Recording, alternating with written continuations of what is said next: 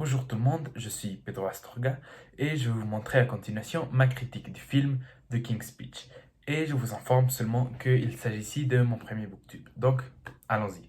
Donc, The King's Speech est un film qui a sorti internationalement le 18 février 2011, produit par l'entreprise Warner Brothers et réalisé par le réalisateur Tom Hooper, qui a réalisé aussi d'autres films assez connus comme Les Misérables de 2012 ou La fille danoise de 2015.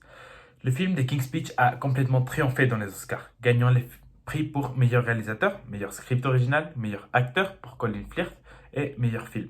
Donc, les acteurs principaux du film sont Colin Firth et Geoffrey Rush. Le film est une biopic qui va nous présenter un fragment de la vie du roi anglais George VI.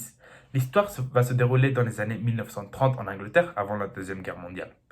Le long métrage a des éléments de comédie, mais aussi de tragédie, ce qui va ainsi créer un mélange qui apportera aux émotions ressenties pendant le film. Le film nous présentera donc l'histoire d'Albert Frédéric Arthur George, qui deviendra plus tard le roi George VI d'Angleterre. L'histoire aborde les problèmes de bégaiement de la figure royale anglaise. Ceci sera sans doute un problème dans sa vie, puisque à cause de son appartenance à la famille royale et à une vie politique, il devra faire des discours à la nation constamment. Après avoir vu plusieurs docteurs traitant les problèmes d'élocution, sans succès, sa femme Elisabeth rencontrera Lionel Logg, un thérapeute qui affirme avoir le pouvoir de guérir George. Le film explorera la relation entre le futur roi et le thérapeute et la progression du traitement, en même temps qu'on prend connaissance des conflits familiaux dans la famille royale et des conflits internationaux, avec la Deuxième Guerre mondiale qui frappe à la porte. Le film utilise plusieurs procédés cinématographiques qui m'ont amené à avoir une meilleure opinion sur le film et donc aussi à aimer plus le film. Au long de The King's Speech, les actions sont accompagnées de musique qui est souvent classique et qui va renforcer les émotions du moment correspondant. Le jeu d'acteur se trouve aussi, à mon point de vue, impeccable. On voit clairement les émotions des personnages transposées par les acteurs. On sympathise avec les personnages et leur situation. Certains plans et mouvements de caméra vont aussi nous aider à avoir un point de vue plus proche de l'intimité du personnage, ses pensées et ses sentiments. Personnellement, le personnage que j'ai le plus aimé dans cette histoire est Lionel Logg, le thérapeute et docteur de George. Il est un homme d'une hauteur plutôt haute et qui a probablement autour de 60 ans. Il est une personne déterminée dans son métier. Il est firme dans l'application de ses méthodes et traitements, ne donnant aucun privilège ou traitement spécial à George à cause de sa position royale. Locke a aussi une personnalité humble et aimable. Il est un homme intègre avec des valeurs qui lui sont bien précieuses. Ce film m'a particulièrement plu à cause de sa réalisation. L'ensemble de qualités sonores et visuelles, le jeu d'acteur, le script, les vêtements et représentations du XXe siècle, les personnages et d'autres facteurs cinématographiques forment un film très plaisant pour le spectateur. The King's Speech porte aussi plusieurs autres éléments qui ont contribué à former mon opinion.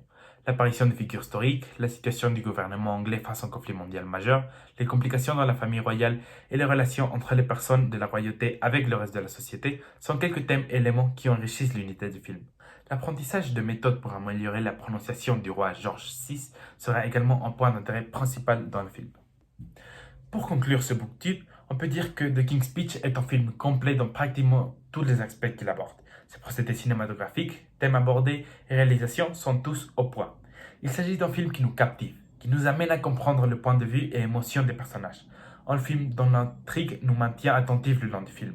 Je vous recommande énormément d'aller voir ce film, présent sur la plateforme de streaming HBO Max. HBO Max.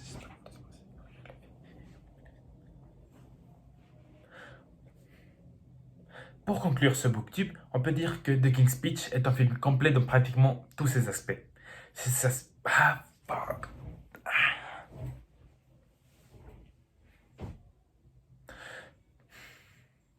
Pour conclure ce booktube, on peut dire que The King's Speech est un film complet de pratiquement tous les aspects qu'il aborde.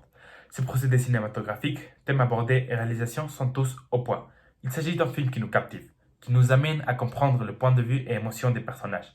Un film dont l'intrigue nous maintient attentifs le long du film. Je vous recommande énormément d'aller voir ce film, présent sur la plateforme de streaming HBO Max. Pour conclure ce booktube, on peut dire que The King's Speech est un film complet dans pratiquement tous les aspects qu'il aborde. Ses procédés cinématographiques, thèmes abordés et réalisations sont tous au point. Il s'agit d'un film qui nous captive, qui nous amène à comprendre le point de vue et émotions des personnages. Un film dont l'intrigue nous maintient attentifs tout le long du film. Je vous recommande donc énormément d'aller voir ce film, présent sur la plateforme de streaming HBO Max. J'espère que vous l'apprécierez comme je l'ai fait et que vous bénéficierez d'une vraie expérience cinématographique. Merci à tous de voir cette vidéo et au revoir.